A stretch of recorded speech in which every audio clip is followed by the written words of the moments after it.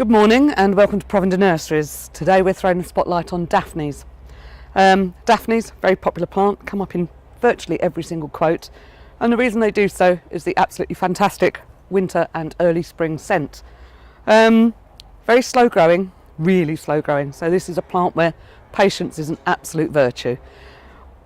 They're not very keen on being planted as they absolutely hate root disturbance, so it is one of those plants that you really do need to make sure you found the right spot for, and once you've found the right spot, plant it and leave it alone. Okay, a relatively new introduction is Daphne Perfume Princess. Good thing about this Daphne is it is evergreen, but also it flowers much earlier than any of the Daphnes. So if you want some scent really early on in the season, this is the one to plant.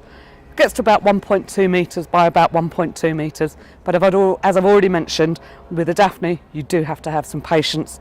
Now this has a white flower that emerges from pink buds, so a really nice little introduction, proving very popular. I'm going to go straight from introductions to one of the most popular Daphnes, and this is Odora, Aurilla Marginata.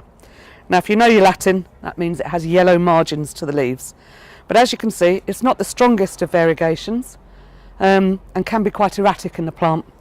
But again, this has sort of slightly light pink flowers, flowers sort of February, March time, probably gets to about 0.8 to 1 metres, but again really takes its time getting there. Now because Daphnes are so slow growing, it's actually really quite difficult to get hold of larger plants. So as I say, this is a plant you need to plant small and be really patient with. So we've got the Odora Aurilla Marginata with the slight yellow variegation, and then we've got the straight plain Odora. Does exactly the same thing, but it just has this lovely great green foliage instead. Now when you're having a sniff of a Daphne, don't just use your nose. Have a look at the flowers because they're really crystalline. It almost looks fake, but it's absolutely fantastic.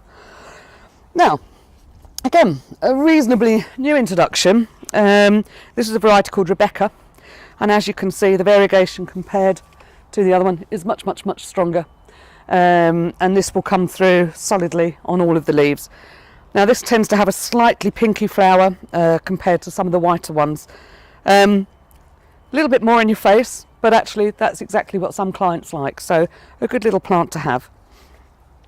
And again, a reasonably new introduction in the world of Daphnes is this little one called Eternal Fragrance. Now this is semi-evergreen and it has white flowers, or so pale pink that they're almost white. Flowers like all the other Daphnes, same time of year, absolutely gorgeous little thing.